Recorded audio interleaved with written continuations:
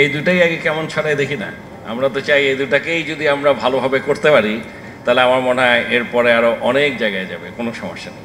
আসলে কেন দুইটা ভেন্যু, এটা সত্যি কথা বলতে কি আমি ঠিক এটার এক্স্যাক্ট কারণটা জানি না। তবে আমার ধারণা যে পসিবল যতগুলো ভেন্যু ছিল ওনারা দেখে বোধহয় মনে করেছে এই দুটো হলেই এই টুর্নামেন্টের জন্য সবচেয়ে ভালো হয়। এখানটা তো শুধু আমাদের ব্যাপার না, এখানে আইসিসিও আছে, আমাদের বোর্ডও আছে।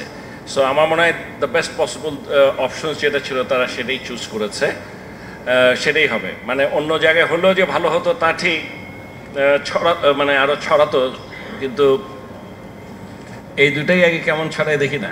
আমরা তো চাই এই দুটাকেই যদি আমরা ভালোভাবে করতে পারি তাহলে আমার মনে হয় এরপরে আরও অনেক জায়গায় যাবে, কোনো সমস্যা নেই।